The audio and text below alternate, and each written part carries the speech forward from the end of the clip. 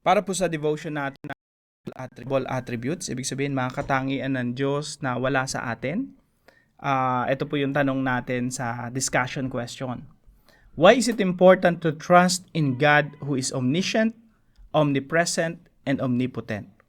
Pag sinabi po nating omniscient, ang Diyos ang siyang may alam ng lahat. Walang lihim, walang lingid sa ating Panginoon, walang sekreto sa Diyos. Alam niya lahat ng ating ginagawa. Omniscient. Omnipresent, ang Diyos ay nasa lahat ng dako. And omnipotent, ang Diyos ay makapangyarihan sa lahat. Walang nilalang na mas makapangyarihan sa Diyos. Omnipotent. So, bakit importante na magtiwala sa ating Diyos who is omniscient, omnipresent, and omnipotent? Alam niyo po mga kapatid, sa akin, personally, pag minimeditate ko, Lord, you are omniscient. Alam niyo lahat ng bagay. You are omnipresent. Nasa lahat ng kayo ng dako. And you are omnipotent. Makapangyarihan kayo sa lahat. That theology, that understanding gives me peace. Nagbibigay sa akin ng kapayapaan. Yung trust po kasi, pag may pinagkatiwala ka sa Diyos, nagtiwala ka sa Diyos, yung mga bagay na pinagkatiwala mo sa Diyos, hindi mo na aalalahanin pa. Hindi na bumabaghabag sa'yo. Yung iba po kasi, pag nagtiwala sa Diyos, nanalangin, ibinigay na sa Diyos, minsan binabawi pa. No? Binabawi pa. May problema ka. Iniyak mo na sa Panginoon. Idinalangin mo na. Pinagkatiwala mo na sa Diyos. Kinabukasan, yung problema mo sa finances, problema mo sa relasyon, problema mo sa negosyo, kung anumang problema sa karamdaman, minsan binabawi pa natin. Alam niyo po, pag binawi mo pa sa Panginoon yun, tapos ikaw na naman yung nagsimulang mag-alala, inalala mo na naman, ikaw na naman ang nababagabag, ikaw na naman ang hindi makatulog.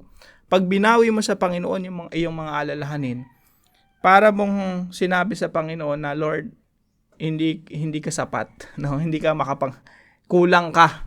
Parang kailangan kong bawiin yan sa iyo kasi mas kaya ko to. Parang ganun po, in a way, para siyang pride eh. Para siyang kayabangan pag kinukuha mo sa Panginoon, tapos ikaw ulit nag-aalala, ikaw ulit nag-iisip. Para mong sinasabi sa Panginoon, Lord, wala akong believe sa iyo, wala akong tiwala sa iyo. Pero alam niyo mga kapatid, pag meditate mo talaga, Lord, you know all things. You are all powerful. You are present everywhere. Kayo yung Diyos na makapangyarihan sa lahat.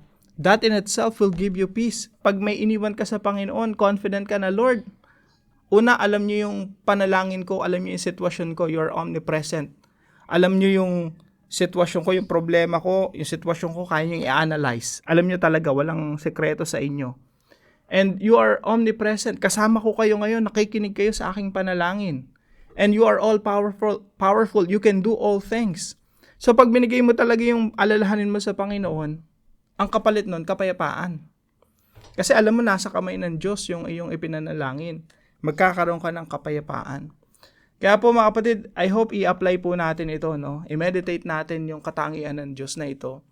And then, tayo manalangin, ilagak natin sa Panginoon lahat ng ating mga suliranin, mga iniisip, mga alalahanin. Tapos pagtiwalaan natin ng Diyos ng lubusan, huwag nating bawiin sa Kanya yung mas kaya niyang gawin, mas kaya niyang resolbahin. Kasi kapag binawi natin sa Panginoon, sinimulan nating alalahanin na naman at mangamba na naman tayo para nating sinasabi, Lord, wala akong tiwala sa iyo. Mas kaya ko to kaysa sa inyo. Mas concern ako dito kaysa sa inyo. I hope yung pagtitiwala natin sa Diyos maging buong buo na makamtan natin ang kapayapaan ng Diyos na sumaatin talaga at maging mapayapa tayo kahit anong sitwasyon ng ating buhay. Kahit punong-puno ka ng problema, kahit punong-puno ka ng karamdaman, kahit may problema ka sa relasyon at sa finances at lahat na ng problema nasa sayo. If you have God and you believe in God, you put your trust in Him, you will have peace. Magkakaroon ka ng kapayapaan ng Diyos. Kahit na sobrang gulo ng sitwasyon mo, you will have God's peace pag nagtiwala ka sa Diyos ng buong buo. So yun lamang po, pagpalain po kayo ng ating Panginoon, magkita-kita tayong muli bukas, alas 5 ng umaga dito po sa ating Daily Devotions. God bless you po.